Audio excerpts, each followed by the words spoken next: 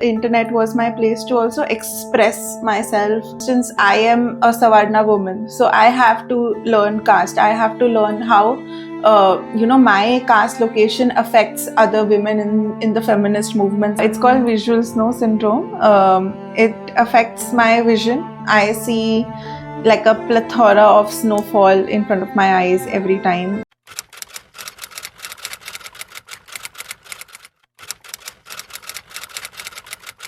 Hi, welcome to Postcards, your unseen corner of all things people, policy, and politics.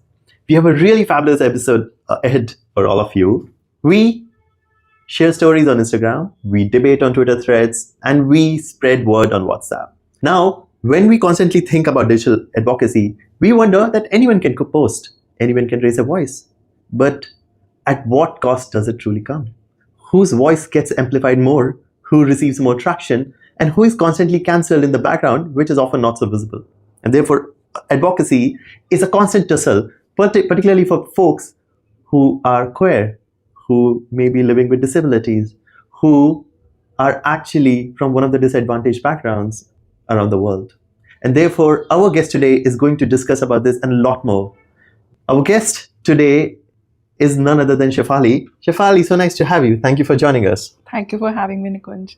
It's a pleasure to have you. And while we will put your bio in the background, I think one of the things I want to talk about is that you are queer yourself. You're also someone living with a disability.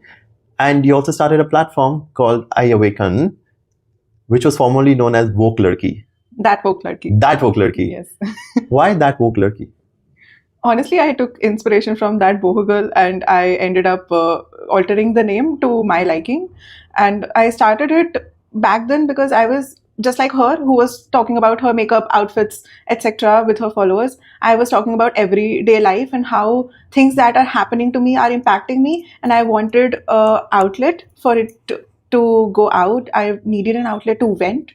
And in that process, I found so many other voices, women, queer people alike, who resonated with what I was saying. And then we sort of became a community of people coming together to rant, I think, in the beginning.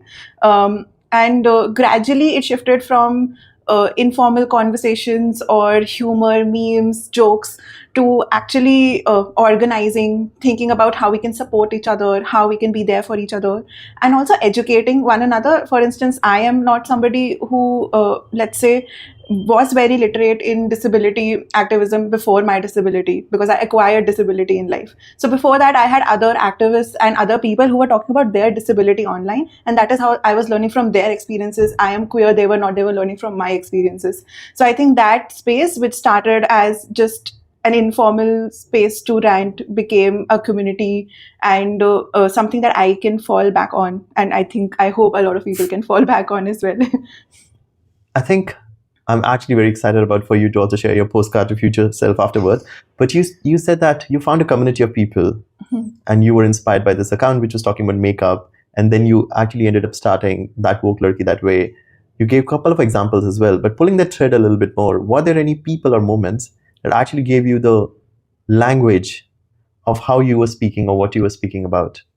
Definitely. When I was a fresh undergrad, I knew there were instances, let's say, happening in my everyday life. I come from a conservative / patriarchal household, and there are certain instances which happened with me, happened around me, and I observed them when, let's say, I was growing up in my adolescence, but I did not have the language to put like a label on it or maybe define it in that sense. But as I started engaging with other people online, especially because I think it became, before I even started the account, internet was my place to also express myself, talk to other people, because you don't learn about queerness in school.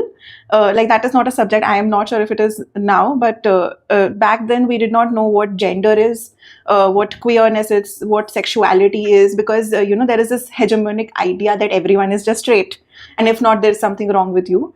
So all of those language started coming to me when I engaged in critical theory, when in my university, in my curriculum, and when I was talking to other people also, the concept of feminism, different movements of feminism, different types, liberal feminism, communism, all of these things came into being, and I realized that, oh, this is what was happening all this while. And I could not realize that, this is what it falls under the ambit of. And on discovering it makes you angry, but it makes you also very glad that someone before you and someone with you has gone through the same experiences and actually taken the time to give language to it, so that people after them can echo the same things. So I think drawing from disability justice movement, drawing from the feminist movement, from the even all of these say rights and laws and policies that we now see for women's rights, they also come from the grounds from the anti-feudalism, from anti-capitalism movements, from people who are just trying to live their lives, and then they encounter these hardships, and then movements grow out of them. So I think that is where I get my language, and everything I speak about I get from the grassroots, and I get from these movements which are now in academia theorized, and we have these definitions now in journals and across the board. So how did the journey of that woke ladki has been from that woke ladki to now I Awaken, which has, I don't know, like 60K on Instagram and other platforms as well, even your own. So how has the journey been like, and what were like the ups and downs? I think collaboration is a big word here, because before that I was just single-handedly doing these conversations, and I realized the concept of intersectionality and how what I say or speak doesn't account for everything, and there are other things that explain it as well. So even learning, for instance, I am a Savarna woman, so I have to learn caste. I have to learn how my caste location affects other women in the feminist movements, and how that affects especially Dalit, Bahujan, Adivasi women. So a lot of unlearning has happened, because before that it was, I don't want to call it that, but egoistic, that this is my experience, I'm going through this and all of that, and there are other people going through the same. We want justice and we want to ask the right questions, and then you realize that there are also situations where you are at a place of privilege, or there are certain causes that you also need to learn and unlearn about. So not just questioning other people, but questioning myself. What are things that I have inculcated in myself? And then with God's grace, we had a community. So there were a lot of people from across, there were psychologists, teachers, doctors, who all had their own causes, their opinions. And through a lot of collaboration, like I think every other week we used to have someone or the other in some form on the platform, through stories, through posts, through live Insta live, who would come in and talk about what their cause is and how I can help amplify their cause. So it shifted from me single-handedly talking about what is happening with me to what is happening in the world, and then opening it up to other people, collaborating with them, calling them, amplifying their cause and voices, and eventually reaching a space where it's not one person or one cause now, it's all people and it's all causes, in that sense, where we are questioning how can we make a better world and what is stopping us from doing that. So that sort of ambit of what we were covering, it expanded a lot, because there were a lot of people, voices, hearts involved in the making of Awaken. So I never see it as like my single effort, but of all the people who have associated themselves with it over the years, and they've made it into what it is, because they've informed my practice, my opinion, and my perspectives as well, if that makes sense. Who are some of these folks? For instance, there's Dr. Priyakshi. She has been an advocate for reproductive rights and women health. She has very openly talked about, STDs, STIs, abortion, egg freezing, all of these. So everything related to women's health that had come here was portrayed through them. There's also another organization called There Is No Earth B, led by now Sania and Bhavna, but before that it was founded by Didi. His name is Dishtadium, but we call him Didi. And they sort of opened my eyes to the climate movement, climate justice movement, and how that inadvertently affects all our causes, and through their advocacy and activism and through collaborations with them, we are able to speak about the climate injustice, the how climate injustice is sort of related to education, also to disability, also, and to ongoing genocides around the world. How that is feeding into these causes, and also vice versa.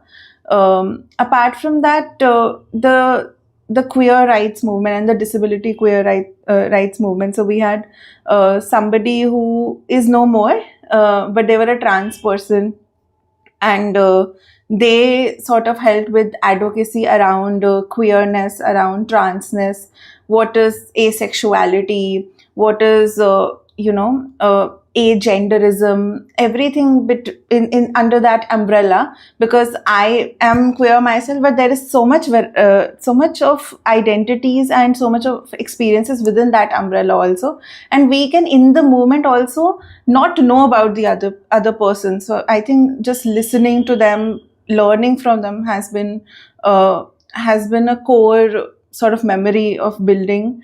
There's another organization, I've not worked directly with them, but I learn a lot from them. That is the Internet Freedom Foundation.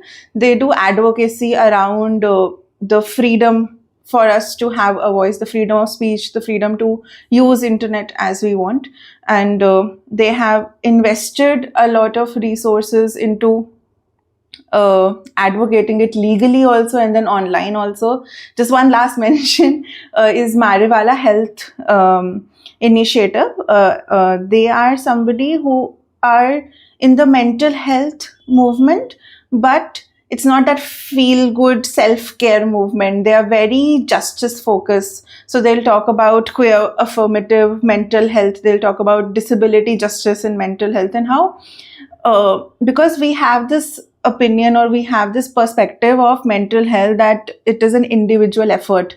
That, if for instance, I have anxiety, or I have depression, or whatever is going on with me, or my mind, or my body, I can resolve it through personalized individual therapy and all of that. But they situate mental health in the wider social context, and how, because this is not an individual effort. If your environment and the society you're living in is not facilitative of your mental health, then no amount of individual therapy sessions can actually help with your mental health in the longer run. You need justice, you need social change around you in order to be, I guess, present, and also be in that healing journey, in your therapy journey, sort of, if that makes sense. I think that's very interesting to hear that, you had so many folks who were supporting you and you were supporting them. It was almost like a community at the end of the day as well. And I was thinking about the platform itself, right? And you started talking about certain things online as well, not with an idea, oh, this is exactly what I want to talk about forever, like a 15-year vision or a 50-year vision. I think some of these platforms can be isolating, I think, for people with disabilities, and I'll come back to the bit about what you receive from the people as well, but from your own self when you started. And if I'm wrong, please correct me, but you were diagnosed with certain lived disabilities, right, in the last 5 to 7 years, which were not something that was always the case. Like, what I meant was growing up. So while you were having this journey where you were finding your voice, we're using internet to do that more and more, but at the same time you're also going through figuring out your lived disabilities, how to navigate that space, and how did that intersect. What I'm trying to say is, how did these two journeys intersect? And did one help the other? Was it frustrating at times? It was frustrating because I know you said that we'll get back to what happened and what I received also during this time, but doing this work is very, very laborious and time consuming. I don't commercialize on it at all. because I see it very in a very different light. I do not want to commercialize on it or capitalize on it. So over the years, and especially during the time when I was getting my diagnosis, because um, I have a rare neurological disorder which is not recognized by the Indian policy or law, or there is no common knowledge amongst the doctors in our country. And I think even around the world, rare diseases are just not easy to catch and diagnose around the world. So even here in Delhi, I could not find anyone who could pinpoint that this could be it or this is what is wrong with you. It was a very laborious journey to do that.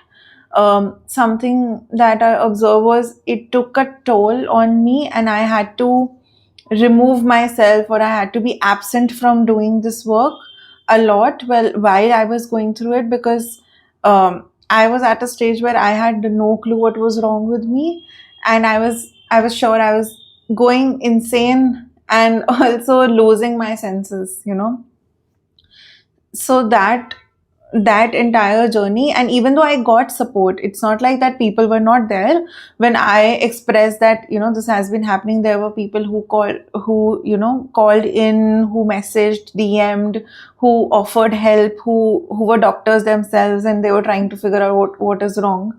So that support I did get from this community, but just the how do I say it, the effort and labor that it takes to do this work, that got impacted because of my disability, and still it has gotten impacted. I'm not I do not think I can put in the same amount of hours and work as I used to do because of this disability now. So it has definitely affected. It has made it worse in some ways.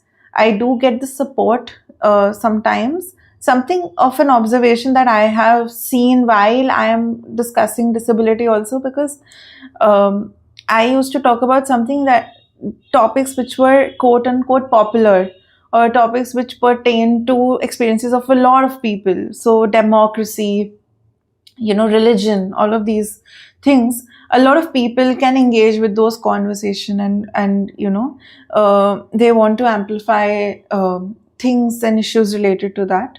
But when I talk of very niche problems, say trans rights, queer rights, disability rights, the traction, and I say that in terms of numbers, that of what I've seen in my data and my analytics, is low. The coverage is low, the reach is low. People don't want to engage with something they don't know, and they don't want to be wrong also. And sometimes they simply do not have the bandwidth to care for something that does not apply to them.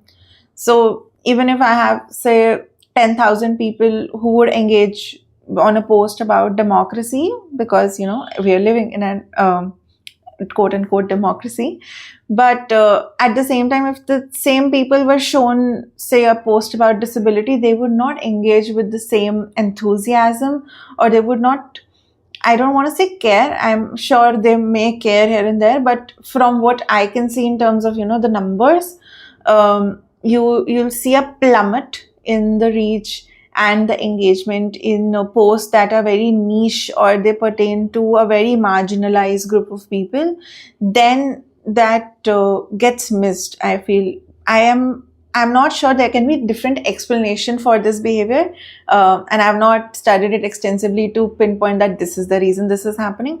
But there can be multiple reasons. Maybe people don't know, maybe people don't want to be wrong, maybe they don't have the bandwidth.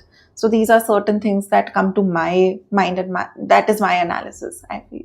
And something that also happens is the difference between visible and invisible disabilities as well, where visible disabilities, people think, oh, this is what it is. And sometimes many folks have seen just discounting invisible disabilities so much, the reasonable accommodations around that, and a lot more things as well. So it becomes, I'm assuming, even more difficult when something is not even recognized as per the Indian law. And you're also trying to find language as well as medium to also talk about it, because like you said, it was a journey where many doctors were not aware about it. So how does this affect you now, like in your day-to-day life? it can be about advocacy, but it can be about day-to-day work, and does it have a name? Yes, it's called visual snow syndrome.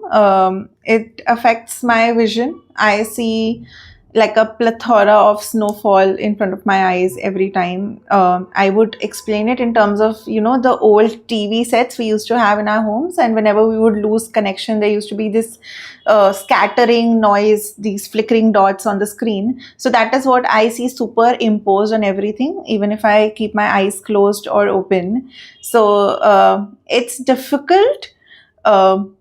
Saying it's difficult is an understatement. It's very impairing, especially when you are trying to work on devices, when you're trying to read certain things which are not big prints, like thinner, more concise prints. When I'm reading, let's say, a physical book or a copy, or when I'm reading on my text also. So it has a tendency to mix alphabets. So sometimes I miss out on alphabets, sometimes I mix them. I read something that's not written there. And there is a host of symptoms that comes with it. So I also have tinnitus in both my ears. Tinnitus is basically hearing a sound, a constant sound, in spite of that sound not being in your environment. So there is no stimuli, but I'm still hearing a ringing sound in my left ear. And a slightly bolder sound, which is a similar ringtone in my right ear. And that is a lot of sensory overload on a daily basis. And it gets affected, and I get affected by it. And everything I do gets affected, including my work, my leisure time, even sleep. I used to not sleep in the beginning, and sleep is like very important for you to live. I used to barely be able to close my eyes because I would look at this entire noise that is happening, and I used to get very scared. So I think the first 8 to 9 months, I was not able to even sleep when the onset happened. Then I learned I taught myself to sleep eventually, to not concentrate on it, to think about something else while I'm sleeping. And God knows, and I know how I sleep. But now I think the coping, because it's been such a long time dealing with this, almost 6 years now I'm used to it. But symptoms get aggravated. New symptoms show up every now and then, which I have no explanation for. And because it's a rare disorder which is not well researched, people also don't know if this. So sometimes I'll see something happening here in my visual field, or something happening here in my vision field, and I don't know if it is here to stay or it will go away. Tomorrow maybe I'm just tired today, or maybe this is happening because I'm getting a fever today. So it's very mind numbing. It makes you go insane sometimes because certain things don't have explanations. And then it doesn't help that people are not accommodating of you, or they're not understanding of your disability, because they think, number one, like you mentioned, invisible disability. People can't look at me and see that I would have this disorder, or this is a neurological condition I live with. So when I tell people, the first reaction is, oh, but you look fine. You don't look disabled. I'm like, I'm sorry, what does looking disabled even mean? Because when you say disability, you imagine, someone who is maybe in a wheelchair, or maybe somebody who has a sensory disability, which is very visible to you. And I think that needs to change so drastically, because not everyone has an apparent disability. We often there's this debate of whether we should call it invisible or we should call it apparent, because sometimes it's not just about invisibility. Like, people know and they still treat you differently in that way. So I think everyday life gets affected by this illness, like impairment. There's this conception of disability that it is created by the environment, and now we have. And in the same nuance, we talk about, okay, disability is not just personal, it is not just environment, it is an interplay of both things. So I feel this condition is disabling, yes, but also people who treat me differently, people who discriminate, people who are not inclusive or accommodative, I think in those instances, this effect gets increased. Then there is a barrier, then there is an accessibility issue, which can be curbed. For instance, I cannot stop this. There is no medical cure for my condition, but you can stop being an ableist asshole to me. So I think those instances where someone can actually provide you relief and can actually, make life easier for you, but doesn't want to do that or refuses to do that, that is more hurtful than any of what I experience. Yeah. So you're getting all this hurt, but you're talking about for something that you can't control. And I think each and every person in the world might be one accident away from living with a disability, often visible at times. And so people are helping themselves at times through reasonable accommodation in many ways, because it's a more equal world that you're creating for yourself and not for someone special at times. But also many of the innovations that have happened for quote unquote making life easier for someone living with disability has actually ended up just changing the life altogether, like subtitles. A lot more examples are really good ones where it just pretty much helped a lot of people around the world. Ramps are another one. So while you're dealing with all of this in your day-to-day life to this day, what about I Awaken? Whenever you post something, whenever you write something, there might be times that you're getting flattering comments, but at other times not so flattering comments. So have there been instances that you can remember of what someone said to you or told to you? How did it affect you, and how do you deal with it overall?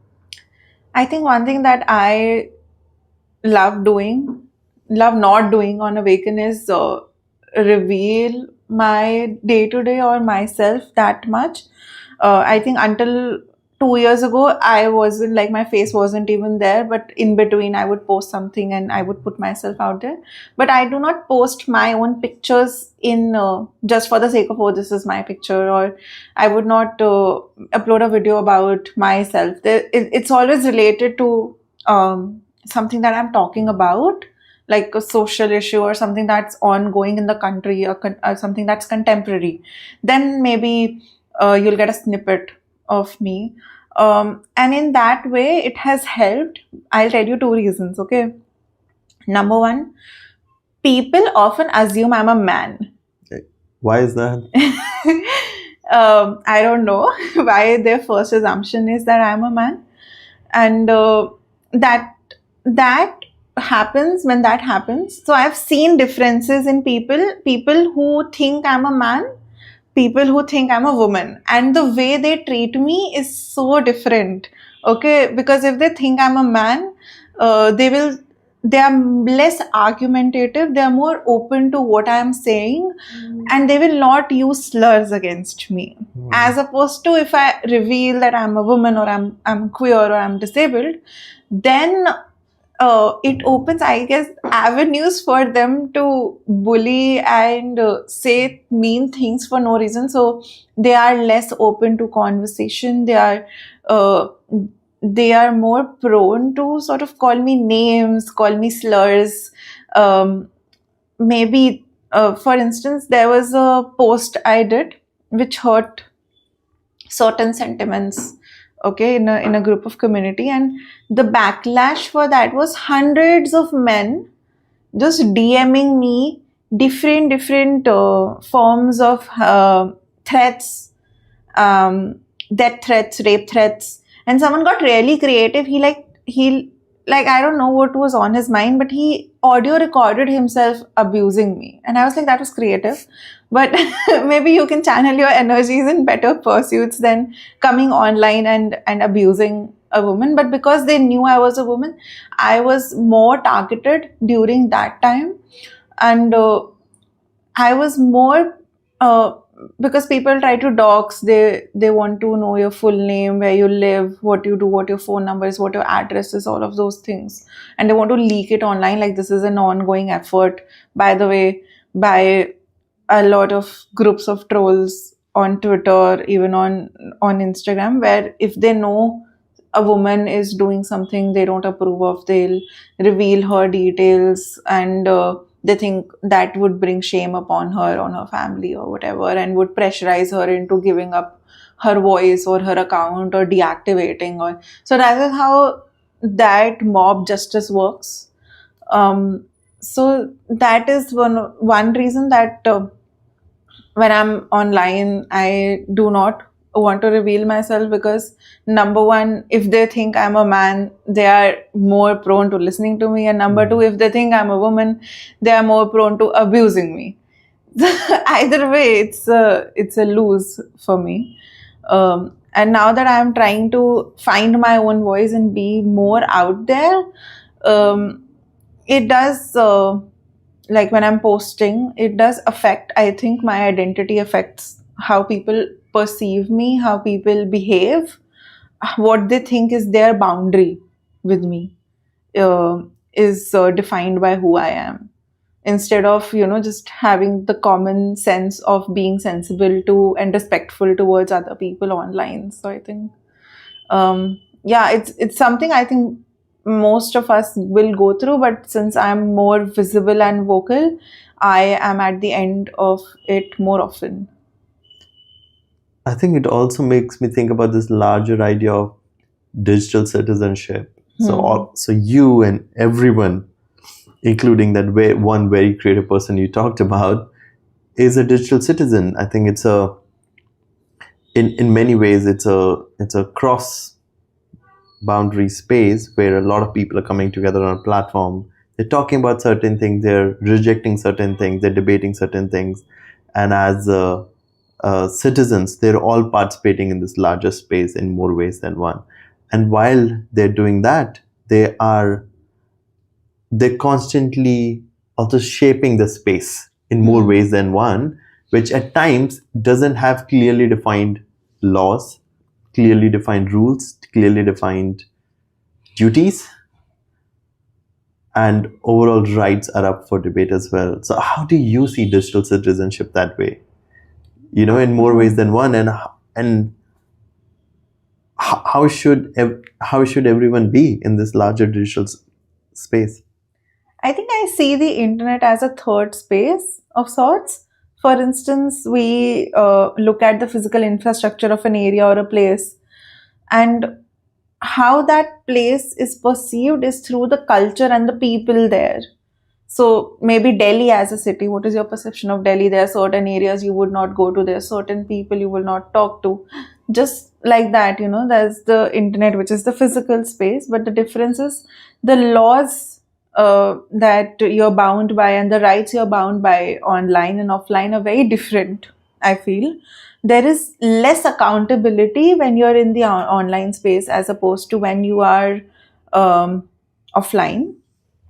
And I'll explain that with an example. For instance, there's a 15-year-old girl who is logging into Instagram today. She uploads a photo and she maybe writes a status.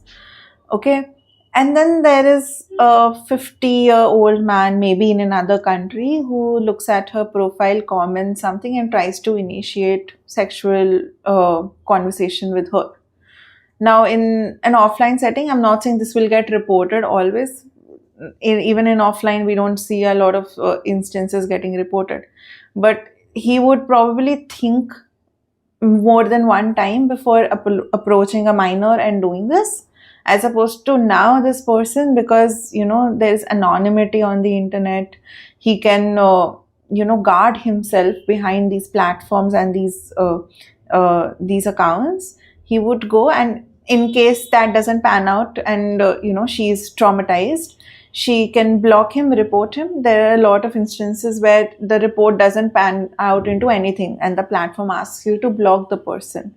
And then the same behavior he'll probably repeat another time, even if, let's say, the worst case scenario, the account gets terminated by the platform. That is the most the platform will do for you. You can make another. and he can do the exact same thing to another person because there's zero accountability. The platforms on which these accounts are hosted, they also take zero accountability. So if there is a harassment happening on Facebook, Facebook says, I am not responsible. And to take that offline is also very tricky. And at the end of the day, because we have this rape culture around us, which again gets transferred to online gender-based violence, we'll blame the victim. We'll say, why did you upload your picture? Men will come and comment. Men will send bad DMs. Why did you do this? And then she internalizes that blame that, I must have done something wrong for this to happen to me. And then that culture of, victim blaming and all of that keeps going forward with it. So I think that citizenship or digital citizenship or that concept is very alien to us right now.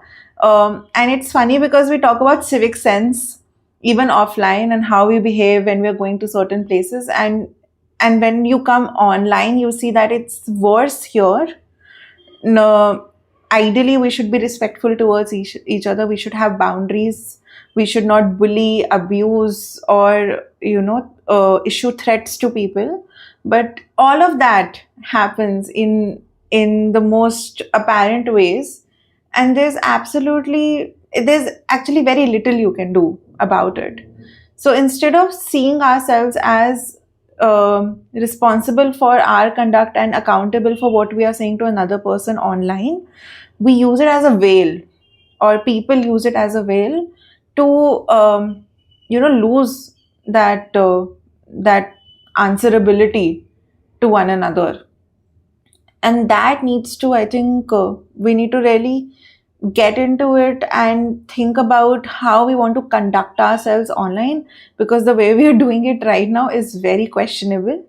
And I think that basic thing of respect and being aware of what your boundaries are is a way of looking at digital citizens in my scenario, or the way my account functions and the people I encounter.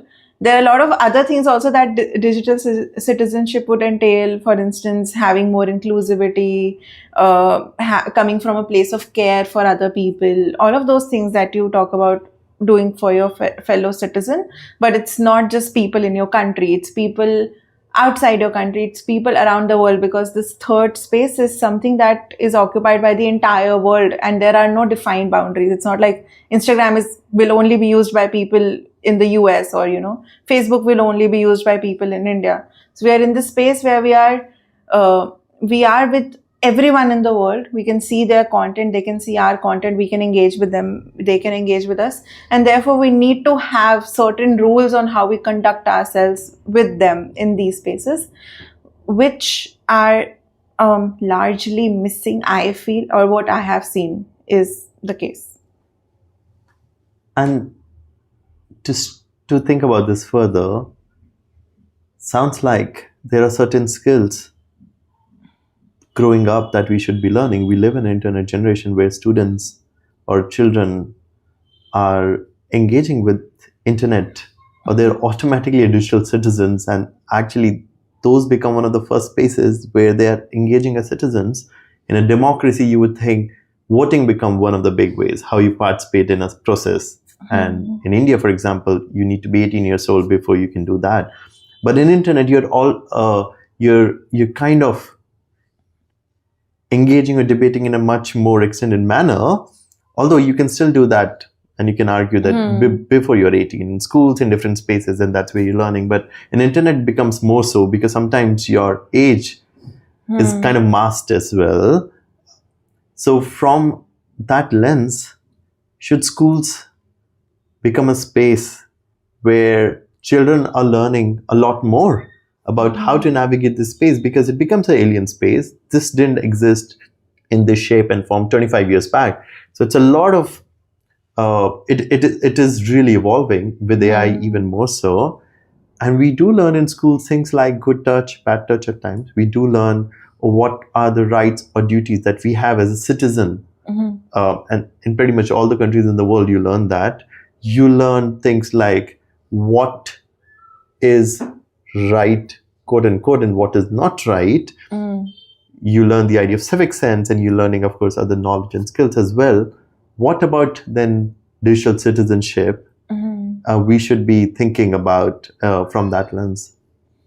Yeah, I think a lot of what you've said is again applicable on this space as well. That what are your rights? How do you conduct yourself? How can you, practice your citizenship? When it comes to this space, I think there are a lot of things that are in play. For instance, the platforms in itself, the awareness of what it means to be archived on the internet.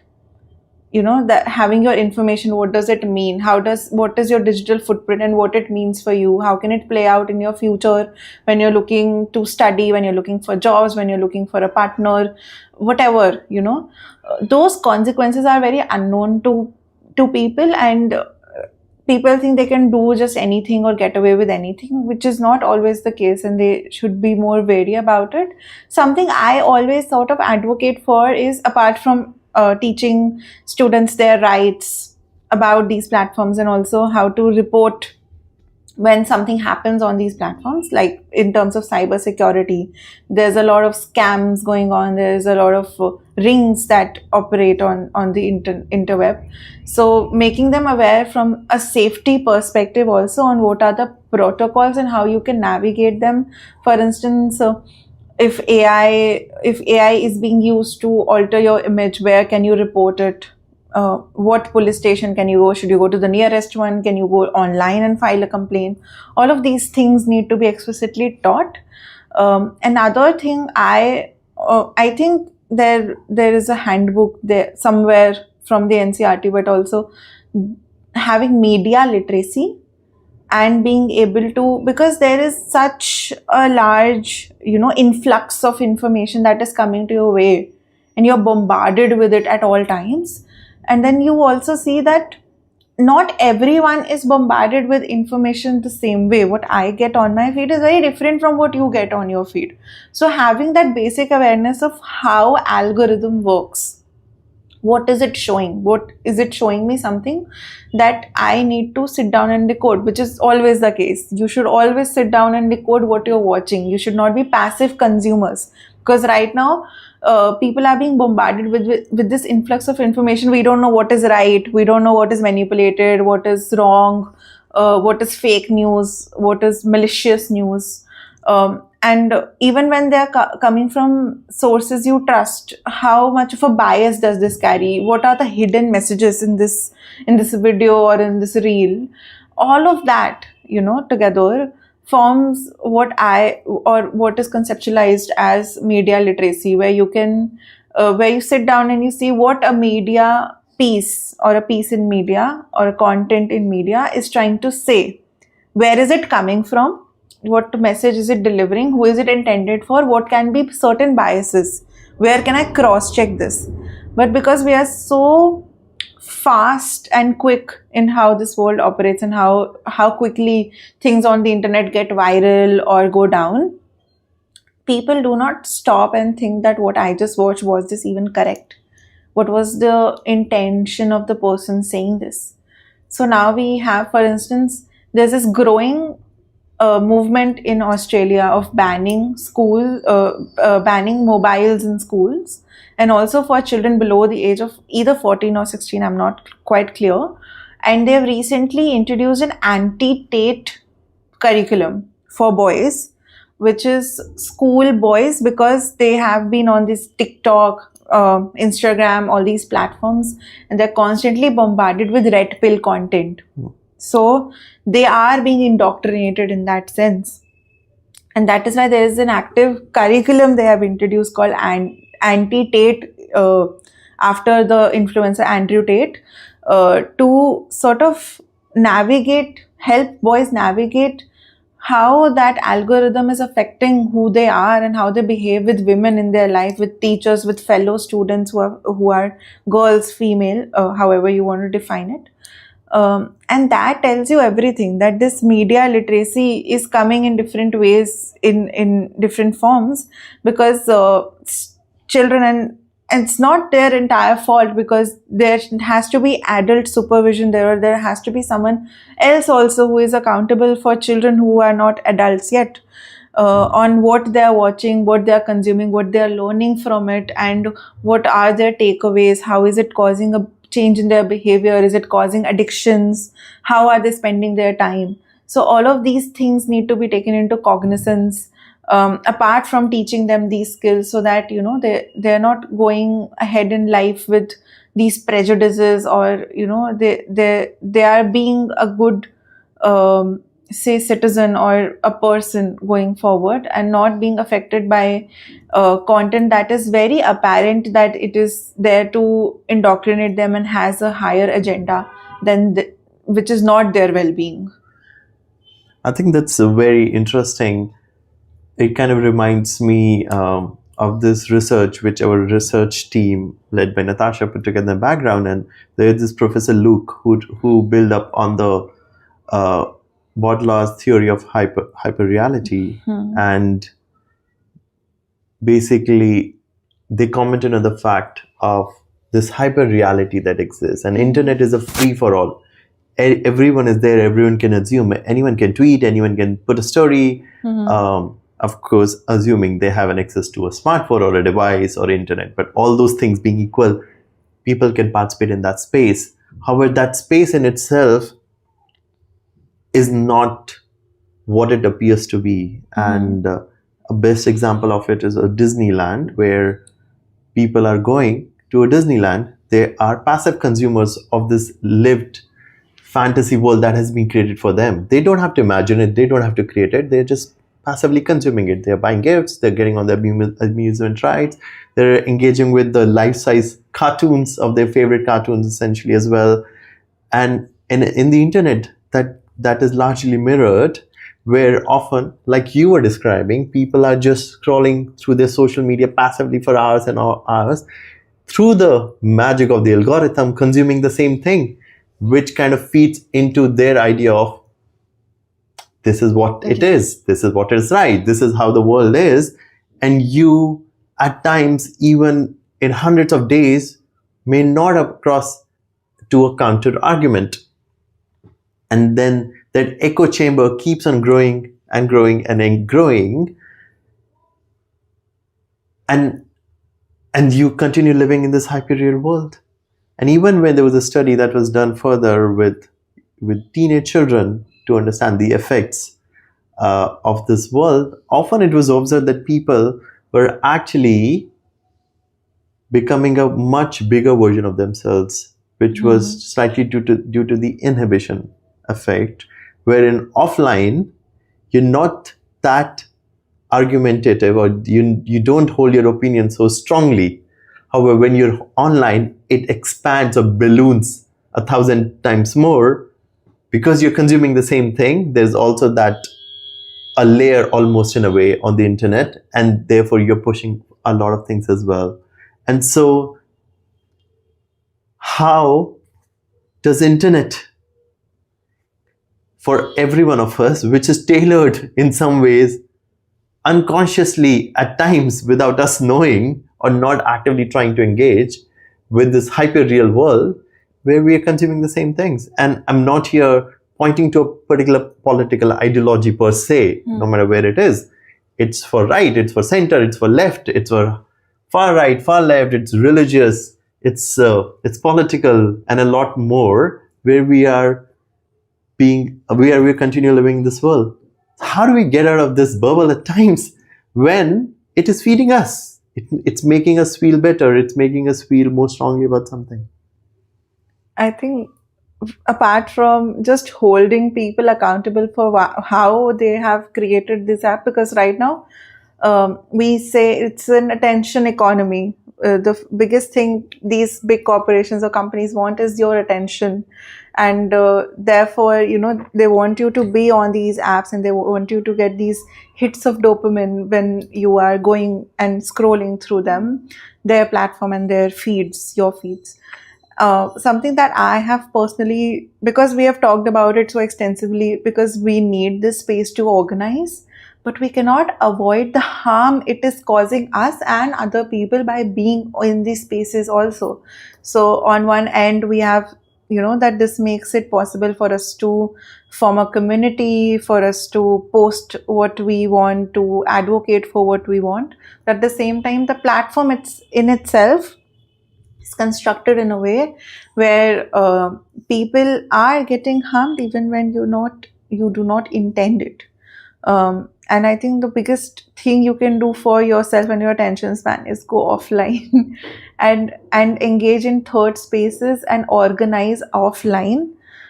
You can use the online forum as a starting point to your activism, or you can use it as a starting point to organize people, find your community, talk about things, and keep it. It's not like it's a one-off. You can continue posting there or whatever, but taking your community offline, it's not just about you want to step away from the online and get away from the algorithms and all of that, but also walking your talk.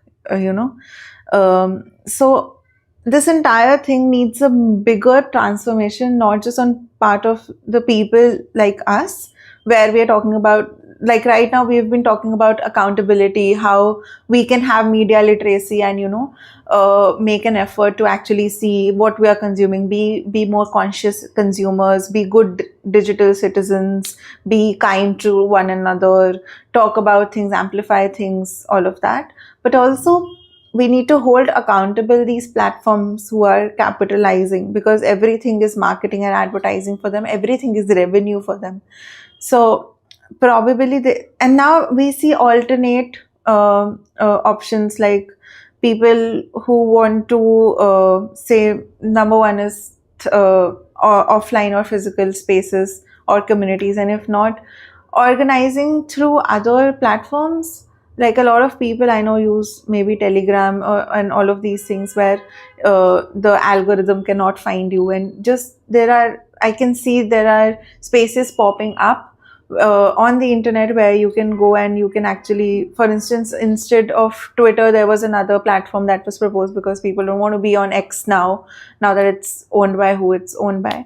So I think there is resistance in online spaces also to make these spaces inherently more feminist. There's something called feminist interweb, or the feminist internet, where there are there's an entire manifesto of feminist principles of the internet, which talk about accountability, safety of one another, being more conscious consumers, being more conscious people when we're interacting with one another, not penalizing a certain identity or a certain group of people who are already marginalized, and then you're marginalizing them more on the internet. So apart from these personal efforts that we have like so far talked about, advocating for a more freer internet, for more conscious and ethical platforms, for more third spaces offline, so you can organize. You can barely find physical third spaces in your city, apart from some very common, like I think gardens and whatever here. So it has to be multiple prongs that you address this issue with, because there's really not one answer.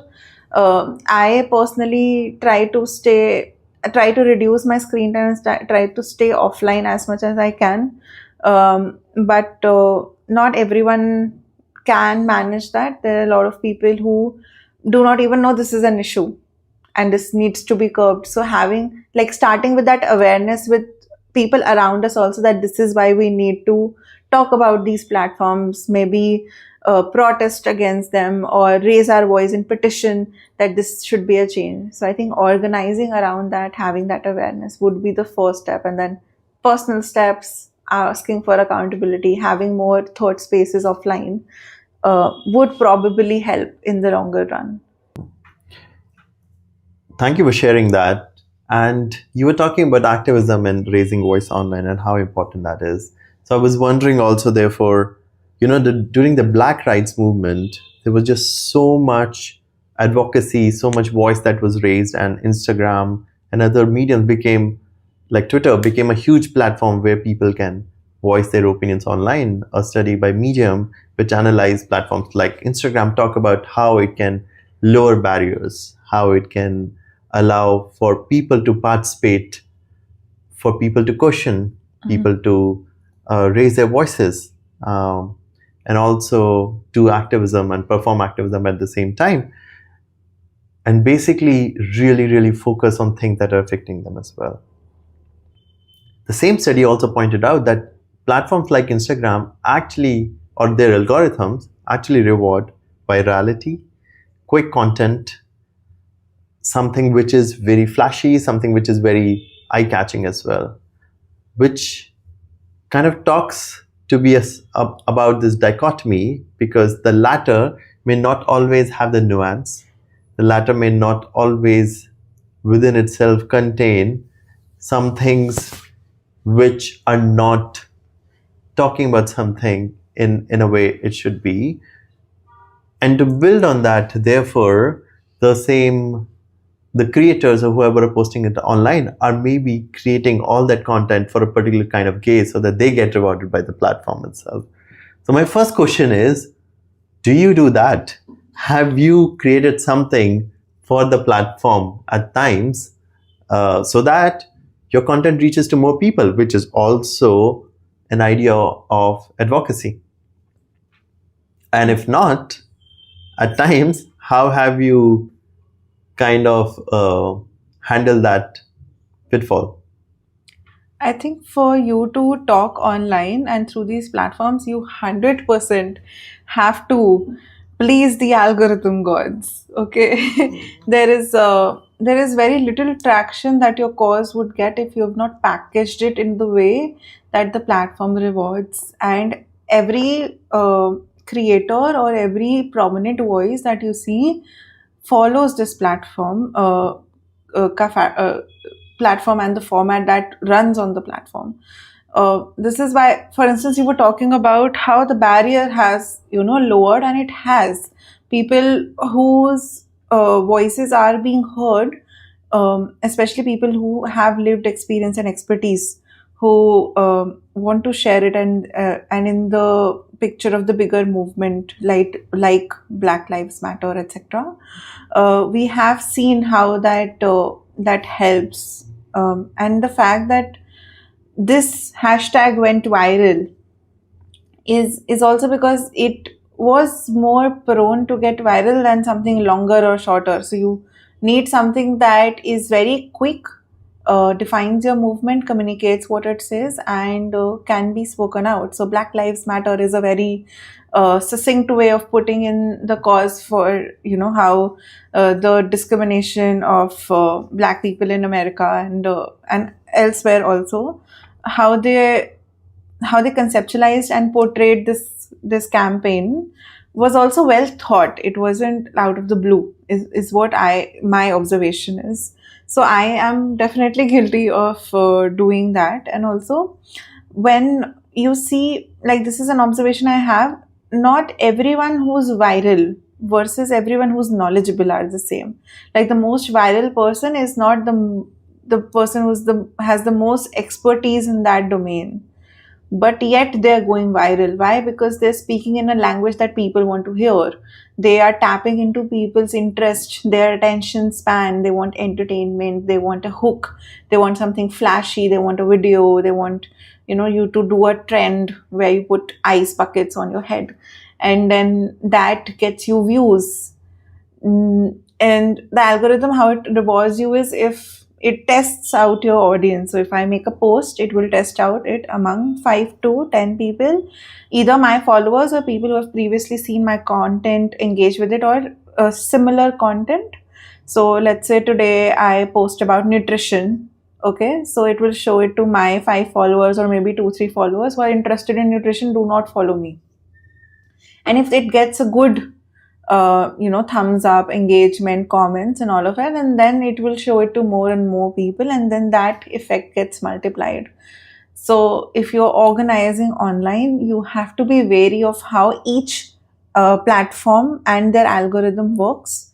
So on Twitter, you will see you need to be very succinct. You have to have a very crisp writing text that you're writing, and then that platform will reward you accordingly. In Instagram, it is more visual.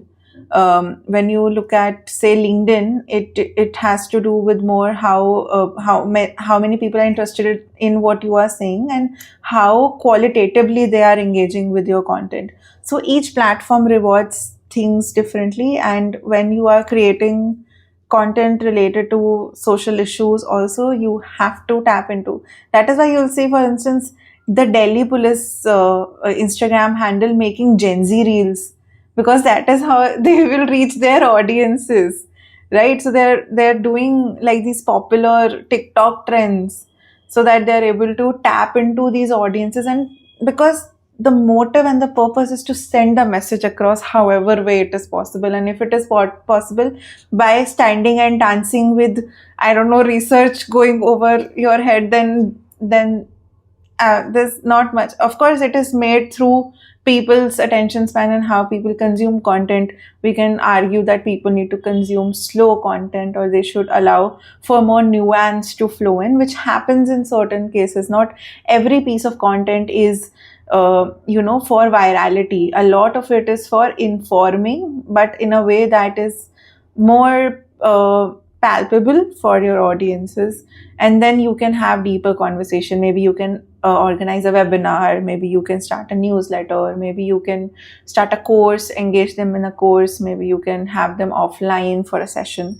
So these are certain ways where it can help as a starting point, and then you take it up from there. But yes, if there's someone who is trying to organize or advocate, they are going to have to follow the formats that usually go on in the online space.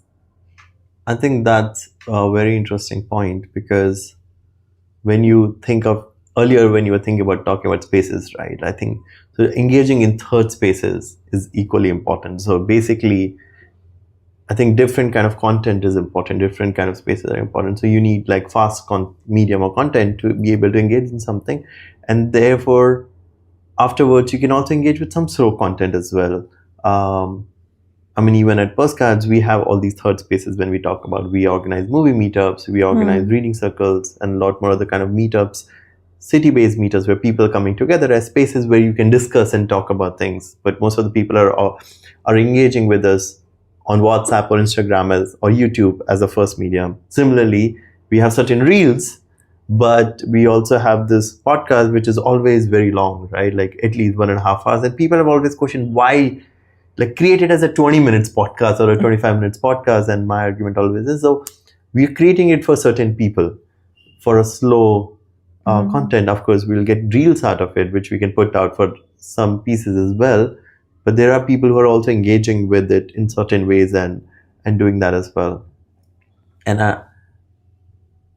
at times, although, like you were saying, there's some Gen Z kind of content, or now Gen Alpha, I guess, or there is some content which is aesthetically pleasing or viral that goes certain ways. I feel like there are also a lot of creators which are very innovative.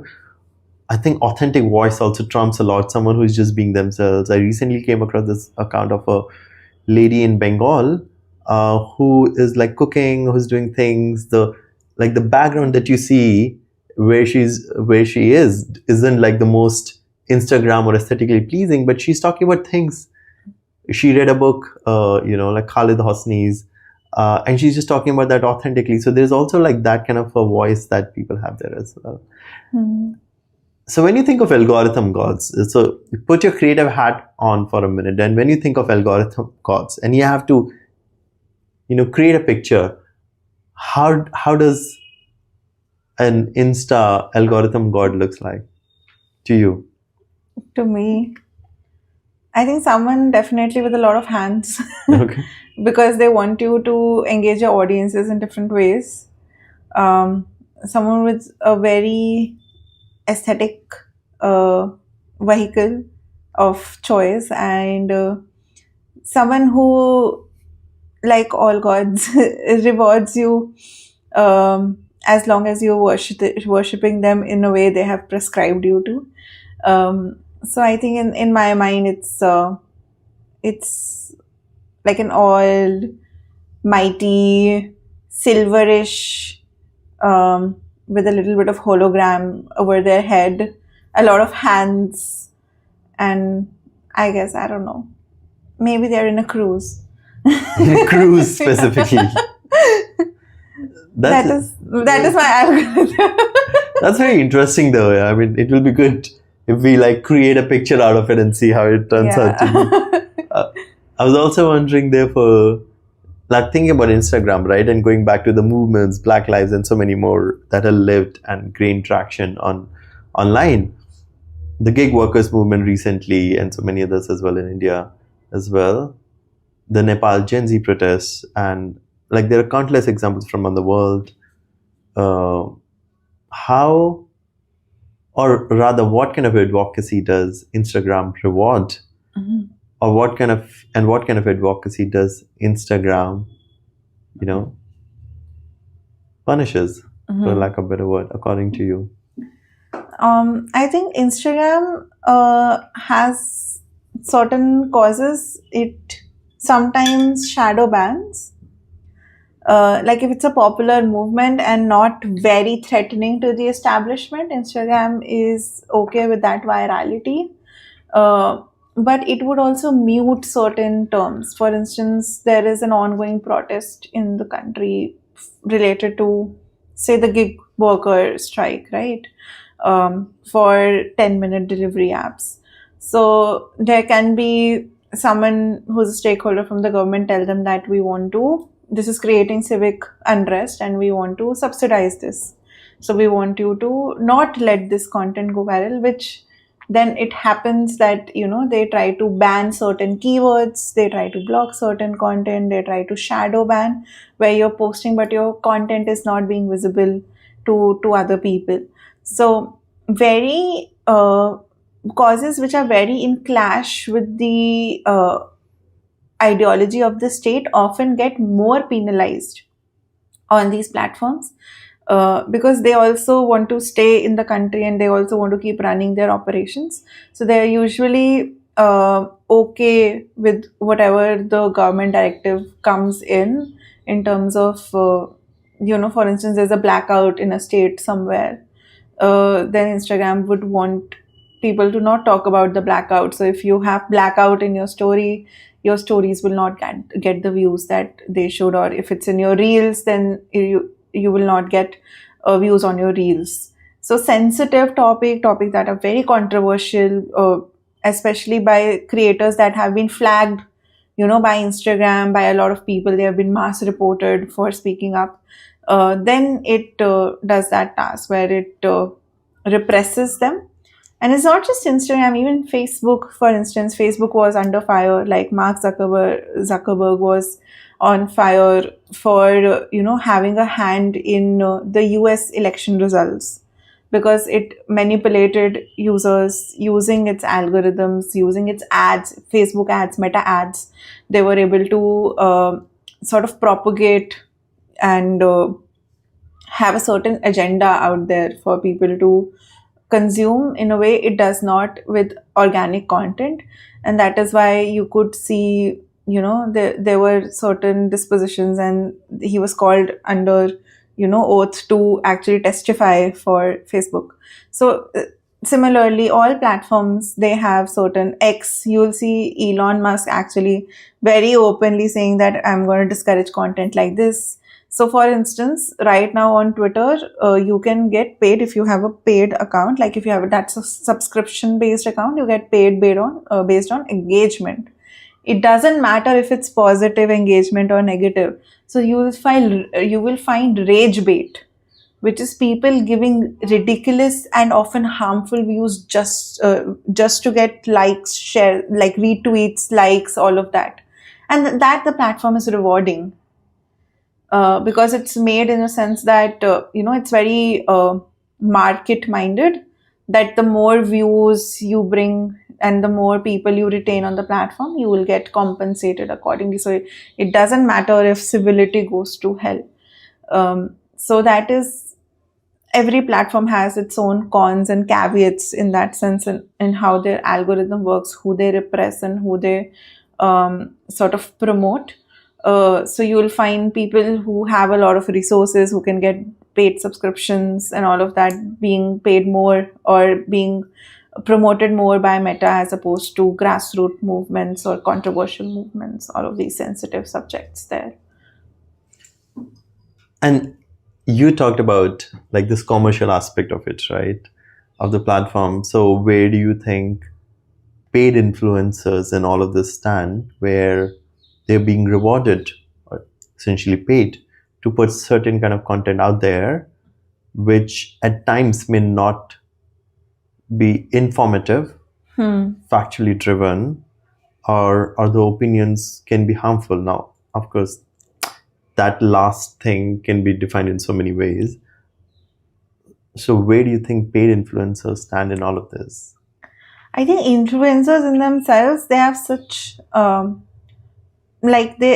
whatever they are putting out, if you're an influencer, and by influencer I mean any account with a huge following or any account which is public and has people reaching and commenting. For instance, there are certain creators who may not have a lot of following, but their posts get viral and they get a lot of engagement because of what they're talking and how they're talking, right? So those creators also, and everybody who is putting out any content sends out a hidden message through it. Okay, I do not believe anything is neutral on the internet.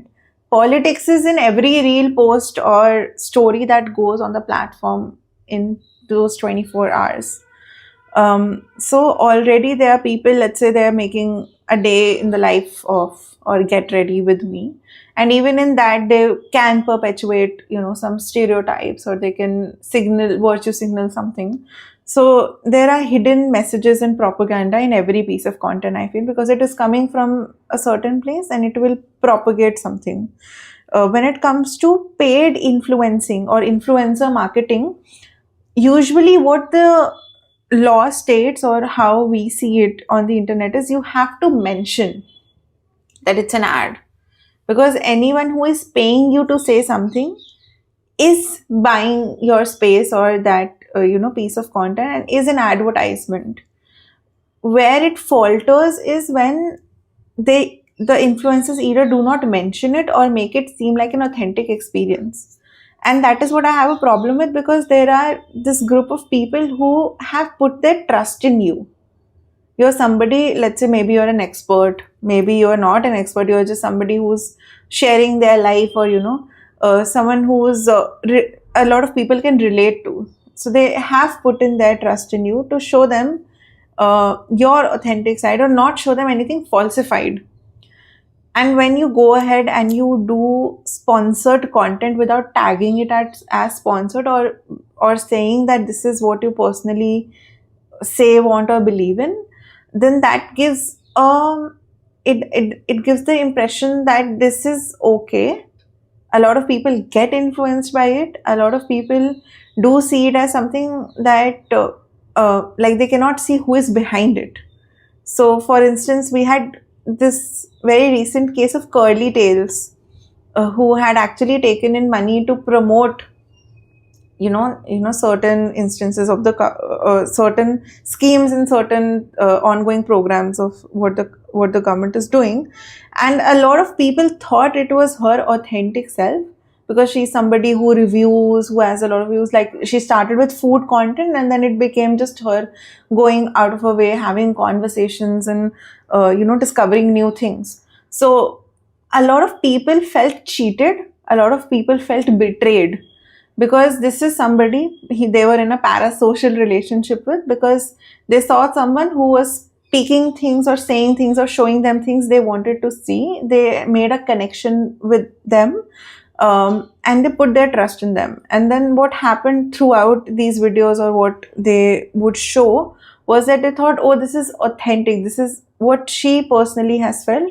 And then to later discover she's being paid to say all of these things. A lot of people, there was a hue and cry around it. So I think it's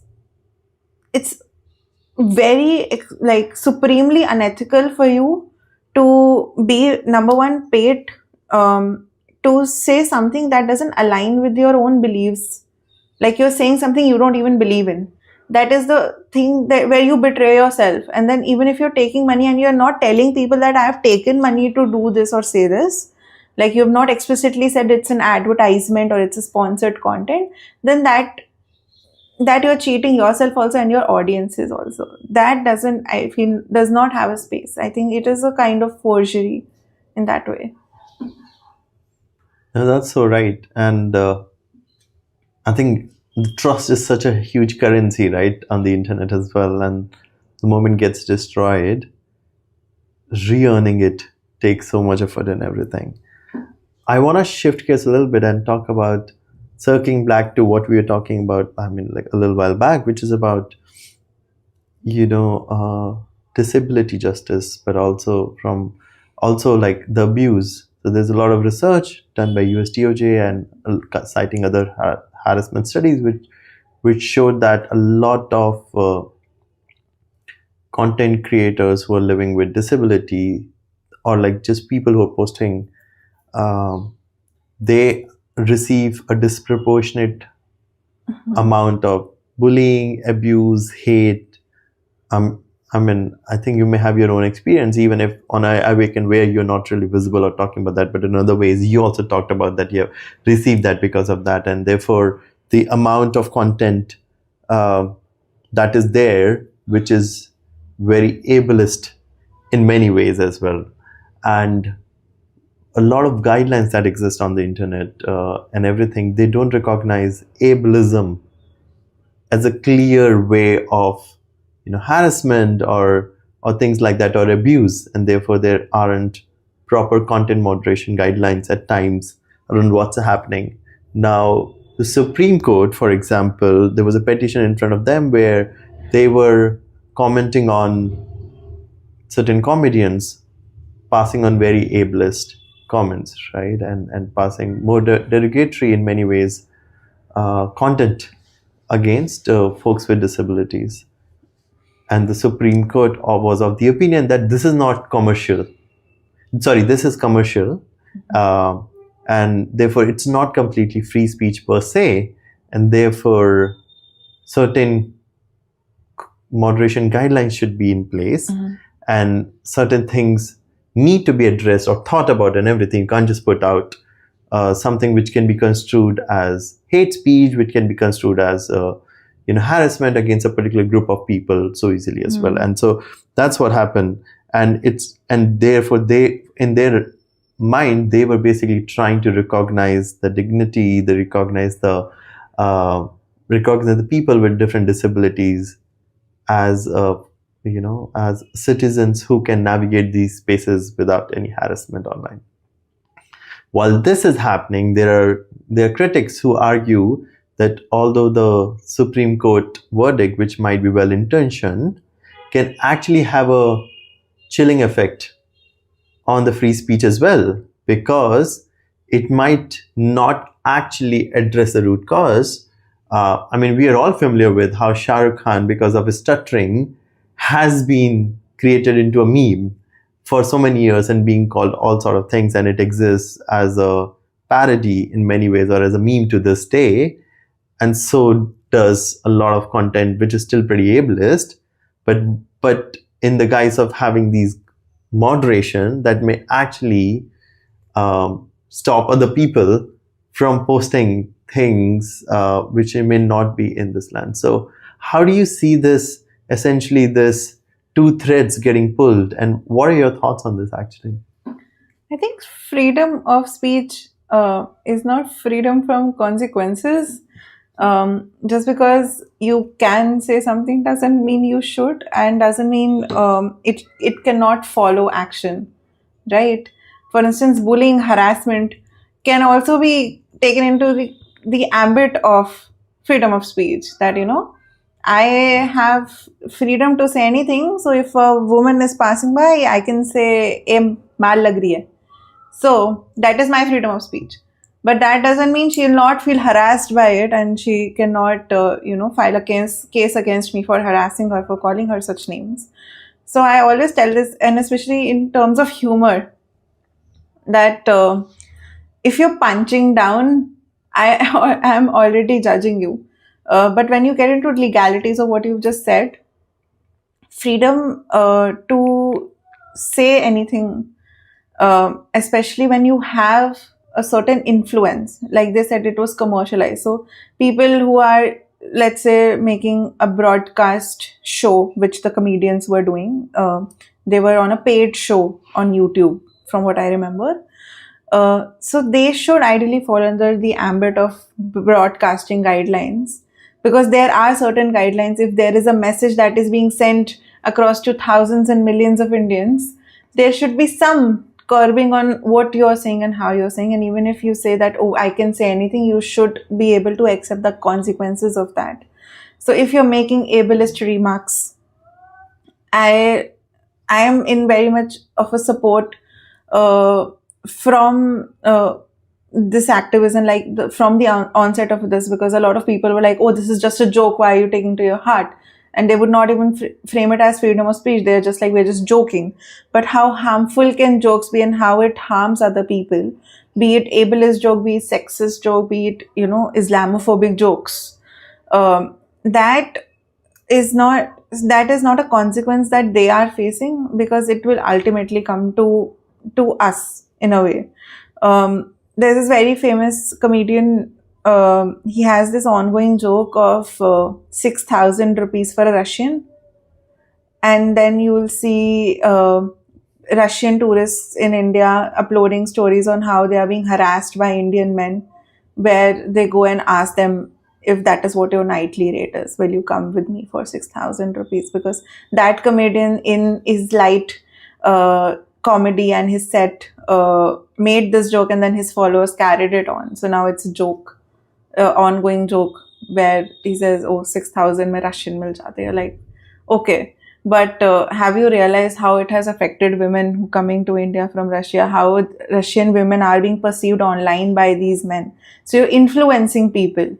If you are somebody who is in a place of power, or if you are somebody who has a medium which is going to get broadcasted and is going to influence people, so it again takes us back to similar debates on how a movie should talk about things, or how a TV show should talk about things. I think in the same vein, how should a YouTube video talk about things, or how should an Instagram reel talk about things, should be taken into consideration, keeping in mind that it is influencing all these people, and it leads to very real instances of discrimination, assault, harassment for people who are marginalized, for people who are not in these places, or do not have these mediums, or may not be able to even report it or see it through in the legal process.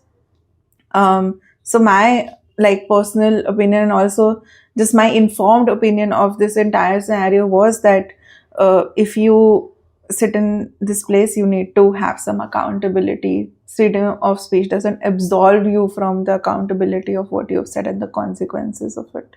Yeah, and I think it also makes me think of that a lot of online harm is like small, quote unquote, repeated abuse. Like that small acts of everyday violence being committed and against a certain community, which of course happens offline as well, but online also, doing that and reinforcing a lot of biases.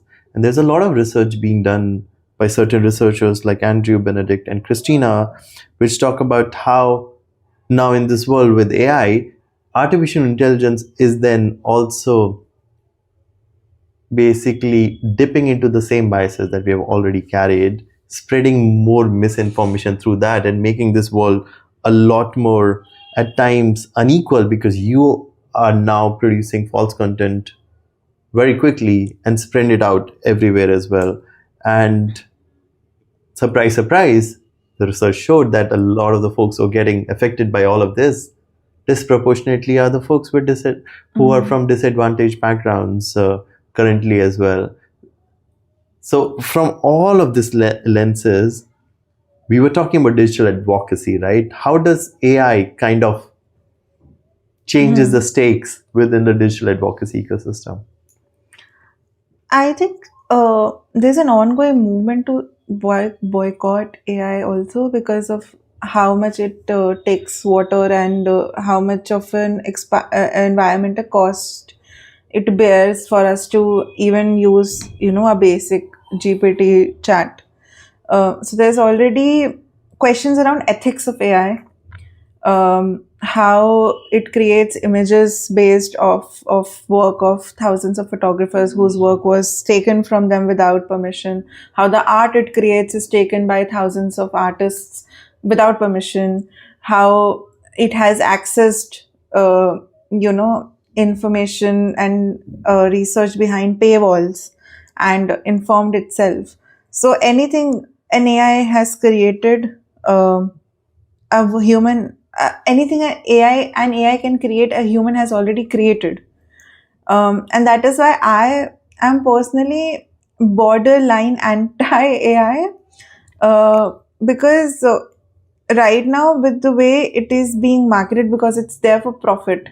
So they started with a free chat model where, and it's a classic, it's a classic model where you start something off with a very low price tag or a free price point, and then you get people used to it, and then you increase it to, a subscription based model or a one time big payment, which is what they have been doing, where they got people to offload a lot of their cognitive tasks to AI, which I do not think is inherently wrong. That if there is a tool you can use it and you should use it. But what is the consequence of using that tool, and what is the human cost of that tool needs to also be taken into consideration. So I think the first, like, even before I get into how AI is being used, I would say AI in itself, when I look at the space of advocacy, or I look at the space of social justice, is a huge point of protest for people and conflict for people also, because it is being used now in health tech, ed tech, everywhere it is being used. It is now being used by governments also, and we don't know how to use it. Like, for instance, we were talking about more ethically, in a way that doesn't destroy our planet, in a way that doesn't cause more harm to marginalized communities the way it does. And then the usage of AI, for instance, there is a friend of mine, Ari, their name is, they have a startup initiative called Shore AI, and that is something which uses AI to map the abuse being done in multilingual languages on the internet. So, because we're talking about content moderation before, I also wanted to bring it up there, that a lot of times what you report doesn't get reported because the algorithm or the platform is not trained to pick up certain context or slurs. For instance, I have a friend who's Christian, and there are people who would comment rice bag in his comment section. That is a very politically charged term. But when I go and report rice bag on Instagram, rice or bag is not a slur or abuse for them. So they will do nothing against that person. Similarly, there are instances where, for instance, there was this reel of an inter-religious couple where people were like, "Oh, see you in the fridge." There is a very particular context to this abuse or this, statement that they are leaving. The way they are bullying you, the way they are harassing you, the way they're threatening, how this violence is facilitated. So it will not sometimes pick on regional language. Yeah. Abuses and harassment and bullying being done in different languages or in context other than, right? So Shore AI, they are trying to train this model to pick on this and then maybe bring it to these platforms so they can actually do something about this abuse that people have been facing, but nothing is being done about it. So now this AI is being used in a way which actually facilitates, well-being of marginalized people. So, of course, AI has potential for disability rights movements also. There's a lot of things. For instance, while I was working with, I worked with Reach Size Society at University of Cambridge, where we were, they usually work with researchers across the globe, global majority, where they teach research skills and STEM skills and all of that to high school students also. So we were thinking of how we can make this program as accessible as possible. Okay, so there is this high school mini scientist program they had, which included something with the mold, that you keep the bread inside the packet or you leave it and then you can observe mold. So how can a person who is blind detect what the mold is? How do they see it and observe it in that scientific skill? And then we found an app that can scan it for us, an app that can describe, because it uses AI to describe what is on the bread. So a blind person can use that app to scan and see whether there is bread on the mold and report on that experiment that the bread has mold. So in those ways, AI definitely helps. When it comes to social media, though, I think it has been used majorly to spread misinformation, to cause harm to communities, to manipulate images, to circulate false news and information. And it has helped, I don't know, maybe TikTok and Instagram trends of all these AI prompts that go viral. I have personally not seen anything good come out of AI on social media as of yet. But these are certain instances where I found it useful. So I feel we need to step back and see what we need from AI, why we need it, and how can we in future use it, instead of mindlessly using it in instances not needed through ways which are unethical, and also just ways that facilitate more harm. Yeah. And I think talks about how AI is being used as a tool for digital advocacy. And I was thinking I'll come back to you, therefore, about your own practice, where when you are doing digital advocacy, how have you navigated between advocating for a certain issue versus occupying the space who is, who is living through it? I mostly, in those instances, I curate content instead of creating it, because I do not feel it is my place to, or I am informed enough to do it. So I would instead find someone who is already an advocate, who is already in the space advocating for it, somebody who's written or posted something about it, and I would either collaborate with them, amplify what they're saying, or repost what they are saying, instead of giving my own 2 cents, because my 2 cents are not needed. I'm not the person who's actually gone through those experiences. So it has been my conscious effort to collaborate over thinking that, oh, I need to single-handedly have an opinion on everything and know everything, post about everything. No, there are certain instances where my opinion is not needed. It is pointless to give my personal opinions in instances that in spaces where other voices need to be amplified. So having that spirit of collaboration, supporting other people's causes, and trying to see it as a movement of people, and not like, I do not see any other account as a competition in the space, because nobody is a competition. There's nobody. We're not even fighting for likes or followers. We're just fighting for our own causes, and to have people see our cause, understand it, join it. That has been a priority, I think, for everyone around me, be it, Adivasi Lives Matter, Dalit Feminist, all of these accounts, other accounts, which we are liking, commenting, sharing each other's posts all the time. So I think I make a conscious effort, at least, that I'm not occupying anyone's space, even when I get opportunities, for instance, that someone approaches me, that there's a conference we want you to talk about, or then I think it's been 1 or 2 years that this happened, where I suggested that I'm not the right person to do this. You should definitely talk to them about this, and have that person onboarded for your event or whatever you're doing.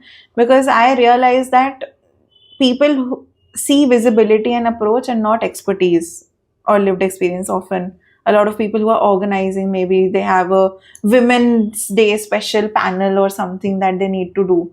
So they'll look at, oh, who has the most followers or who has recently talked about it, and then they'll approach it. They'll not do a lot of research into who's caused it and who's the best suited person to talk about it.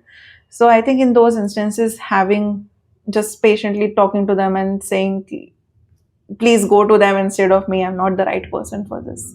And what construes as expertise at times as well.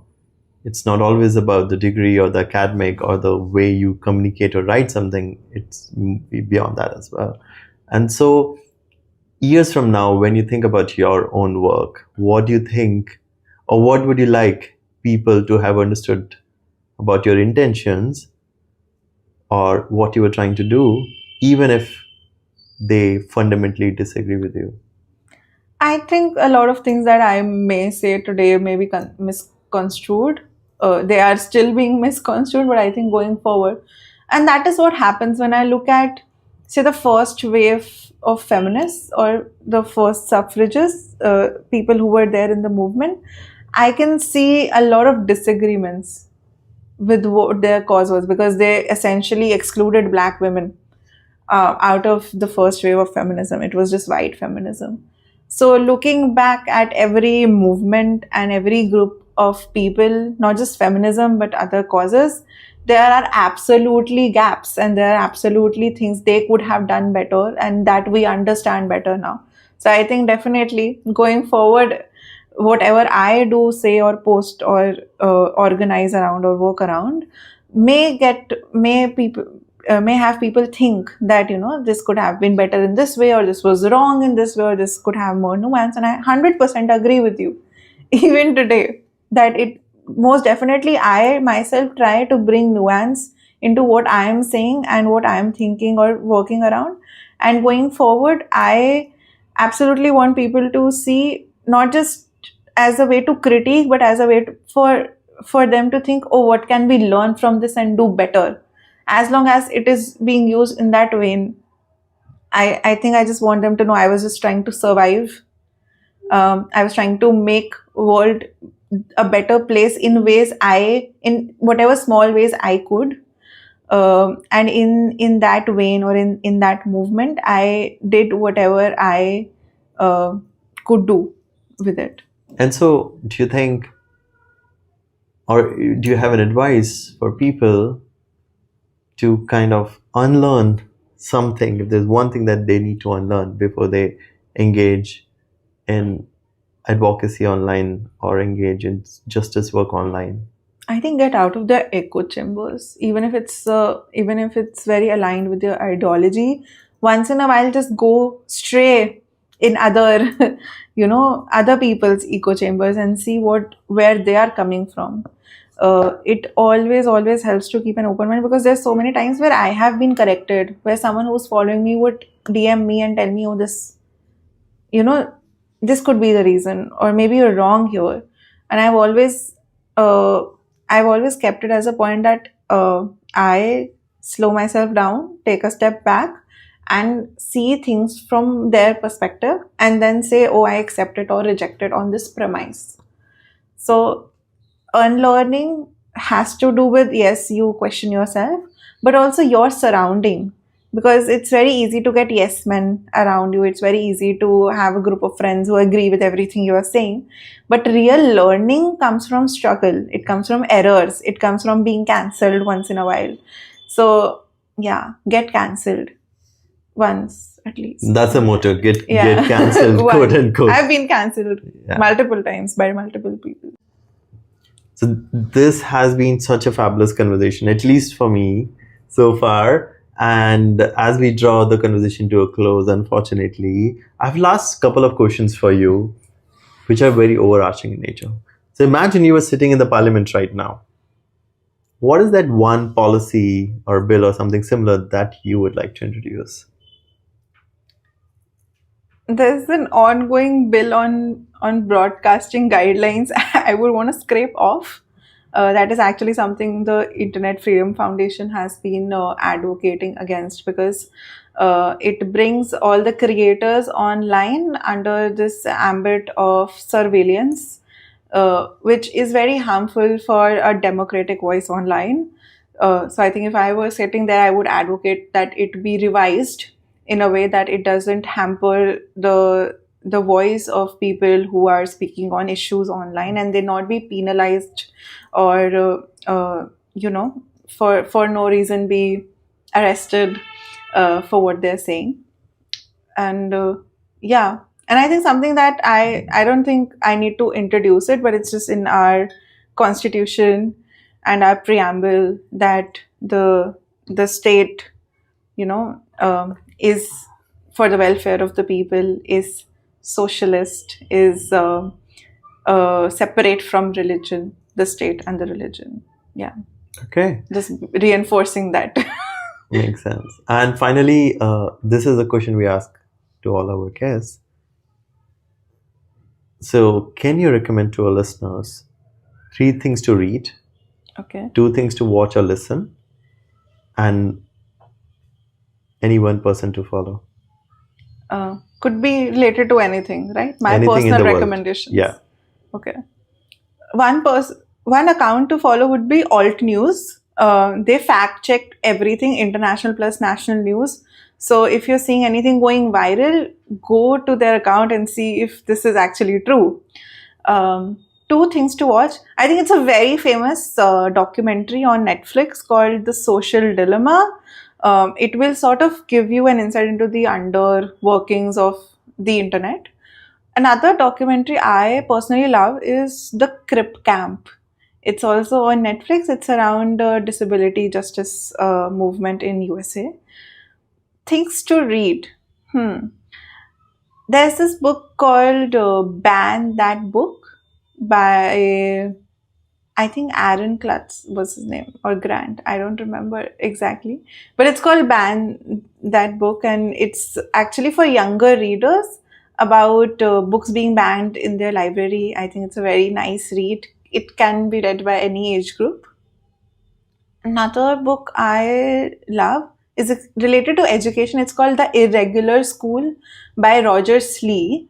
And it talks about inclusion of children with disabilities in school and the policy in action related to it. Another thing to read, it doesn't have to be always books, or it has to be books. No. So you can just go to the feministinternet.org and just read principles of a feminist internet there. It's very succinctly put there if you need a reading or a follow-up to this conversation. No, thank you for that. And we'll put all of these show notes on our Postcards 101 page, wherein you can know all of these resources and more related to what we talk about today. Thank you so much, Shafali. And before we complete, would love for you to read out the postcard that you wrote for your future self. Oh, it's a little personal, but okay. You know, personal is political. Yes. Dear future Shafali, I hope you have continued to do what your heart loves the most. The dreams we embody are not ordinary by any measure. Therefore, the struggles and hardships to undertake this scope of work won't be ordinary either. Live, love, and laugh. Never be afraid to speak the truth to power, and be kind to other people and follow your passions. You are meant to change the world in whatever way you shall. That is so beautiful. Wow. So poetic as well. Yeah. We are poetic, me and future Shafali. Yeah, clearly. And I think in more ways than one, it is reminding me of this quote by Eva Mary Lewis, which talks about to be an activist is to speak, to be an advocate is to listen, and a society can't live without that both. And I think your postcard talked about to your future self that be both and then some as well. But thank you so much for coming on the podcast and sharing all your insights and thoughts. It's been a beautiful conversation, and I hope you had a lovely time. Thank you.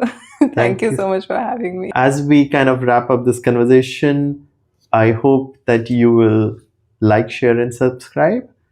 And please spread the word if you found any parts or pieces of what was talked about today very intriguing. Do let us know in the comments if there are things that you disagree with. like we said, it's okay to be cancelled at times and have alternate opinions. Please share that without, of course, any online hate, speech, or abuse. There's a lot of ways to participate in our spaces that we hold. So again, you will find all that information on Postcards 101 Instagram pages as well. So please do check them out. The link are in the bio section, and continue engaging with us in more ways than one. Your feedback is always valuable. Before I wrap up, I just want to say a huge shout out and a gratitude to our fabulous guest, Shafali, but also to the team which worked tirelessly behind the scenes. So first of all, to Natasha, who is truly the one that made this episode possible. So for her research, for her editing, and presenting this episode in front of your screens that you're enjoying it right now. And she was supported by Simran for research, as well as a lot of community activities as well that some of you would have been seeing online. Finally, thank you to our mentors, Shaiza and Shafali, who tirelessly help us in making sure that whatever we put out there is actually a good form of storytelling. This is Nikunj, your host, signing off. Until next time, and we'll be back soon with a brand new episode. Until then, stay alive. Bye.